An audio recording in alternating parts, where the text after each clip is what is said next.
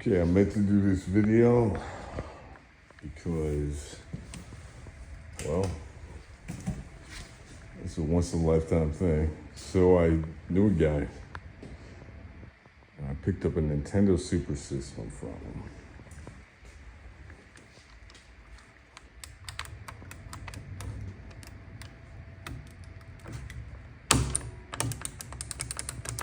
You gotta clean that. Brake cleaner will get rid of that makeup. I'm gonna paint the coin door, put some elevator bolts in there, take off the kick plate. What a cool kick bar. You never see anything like that on a cab. And it's really brilliant. I mean, it's just super heavy duty and, you know, prevents you from destroying the cabinet. Really well built. Everything is in pretty excellent condition. You know, we got new T-molding here and there. The side art looks, this side's dirty. I painted the other side. It's missing the back plate, but that's a piece of wood. It's not gonna be a problem. And then it even has the original serial number, model number, Nintendo Super System US. There were 1,200 made. This is the US version, so I don't know. I mean, maybe they have like 600 in Japan. How many are still around? I don't know. I'm gonna paint this, get the rust off all those screws. This part sucks. It's laminate.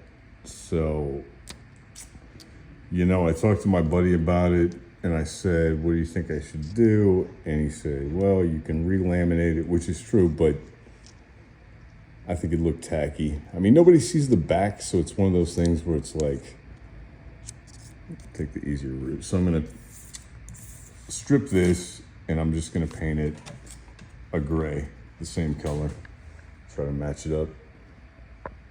I'll redo all this.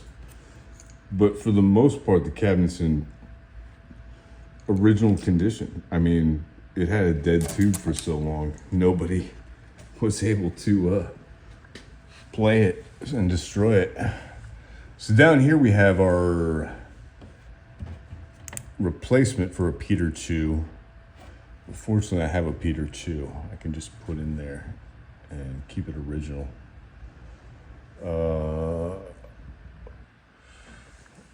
It's about as far as the back goes. So as you can see on the bottom, there's some water damage-ish, which is, you know, it just happens. It's not soaking, it's not rotted the wood, which is good. So I can panel it up if I want to. I don't know. It's got these beautiful corner braces under each one, and then the kick bar is the front corner brace. So that really helps for, you know, just sturdiness of the cab. And that way when I put the Peter Chew in, that's where our power button will be. So by far, the coolest thing about this cabinet is the controllers. I mean, they look retarded and they feel amazing. Like they just have these perfect grips where you can reach everything. If you have, you know, I don't know, I have large hands, glove size. So you get your trigger up here. Everything's a micro switch. I mean, it's overbuilt. So, and yet simple. So you can replace all the parts super easy in this, except for, of course, the face and all that. So that nick is unfortunate, but you know, hey, the paint on the rest of the control panel looks great. And even one player feels good. Usually one player is gonna be beat to crap and two players is gonna be, you know, and this one, two player needs more cleaning than one player does. So I pulled the tube was dead. It's got this beautiful light. I replaced the ballast or starter. It works great.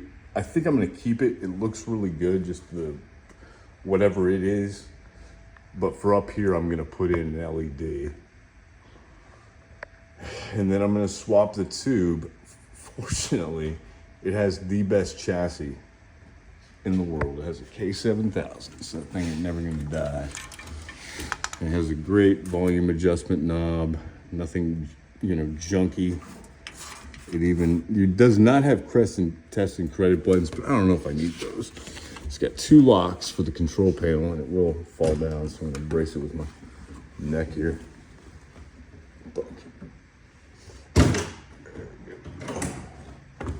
And then when she comes down, well, get this side.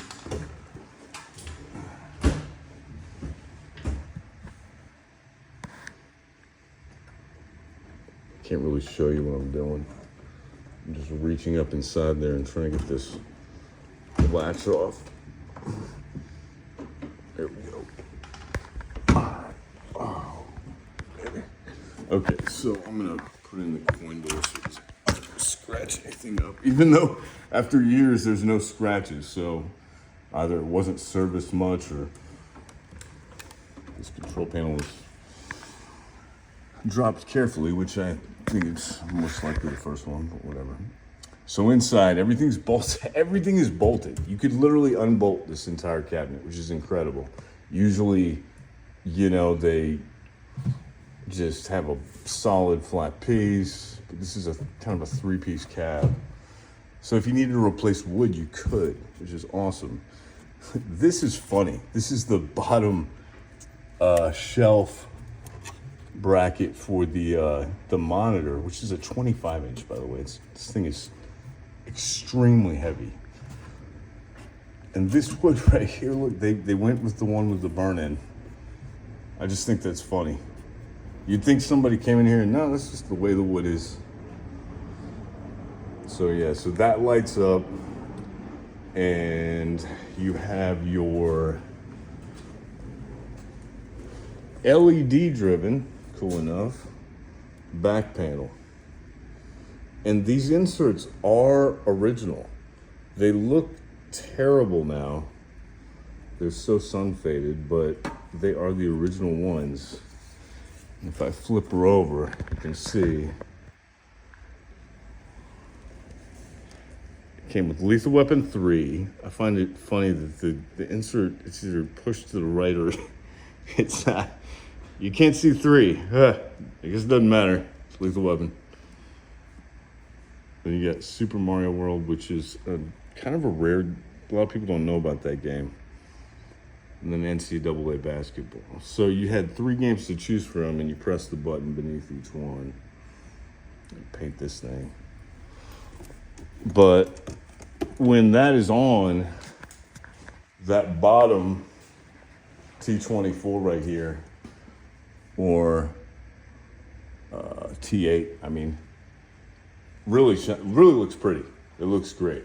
So I'm not going to change that.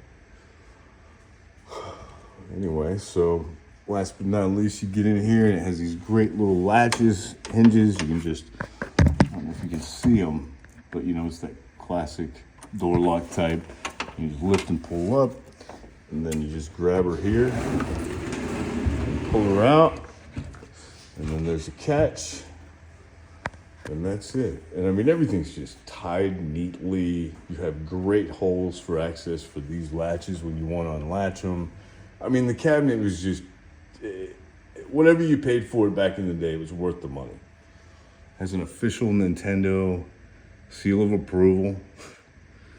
Just, warning labels on everything. It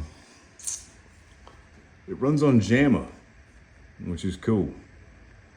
Real cool. Just standard, And then for your extra inputs, you have these 2 right here. And unfortunately, I was able to find the pinouts online. There's your sound processor. And then there's all the chips that are the same ones on the Super Nintendo. And here is your custom BIOS, right? Which, runs the actual make money system. And then here are your cartridges. And Mario World's the small one, oddly. But yeah, if you were to pull one out, it's similar to a Play Choice 10. It has that gigantic This thing's like in here too. And this is dirty. A lot of times I wash my boards in the dishwasher. I mean, you know, there's not a lot. When they dry, you're fine. But this one, just because of the value, I think I'm just gonna hand clean it. And this is funny. So you pull your cartridge here. Man, it's a 100-pin connector, good Lord. I couldn't find it anywhere. I found something similar that might work, but I'm just not sure. Good God. So there's your connector right there, and there's your cartridge. And these things are just rare as hen's teeth. Like, they're never, if they ever go up for sale, they're crazy money. And you have your battery slot. So that, see, I'm thinking, and because of NSS 01 ROM C, and also the same thing on Lethal Weapon back there, obviously these ROMs are interchangeable. So I could burn a different game and put it on here. But I would imagine that I'm probably limited by the size of the game. This is a 27C256 that holds 64 kilobytes of data. And these are, well, okay, these are 4000s. So these would accept, what is a 4000? That's a weird one. I think it's 512, but it's JDEC. So, yeah, so there you go. So that would be what? 1 mega. So you'd kind of be limited to 1 megabyte games if I was to convert this cartridge, which is fine. There's tons of fucking good ones. Contra 3, namely. That'd be awesome to play with those controllers. And yeah, the only thing that concerns me is there is a security instructions chip, which I don't know. I mean, I figure it could be, I doubt they coded it to this game. So in other words, you put a different game in, it'll say it's NCAA basketball, but it'll end up being, you know, whatever the fuck you put in there. And you even do have an extra EEPROM socket, which, it's for SRAM. So if you had a game with SRAM and a battery, I could put that in there too. So that's really cool. Anyway, looking forward to trying that out, just burning some new ROMs, put them in there, see if anything happens.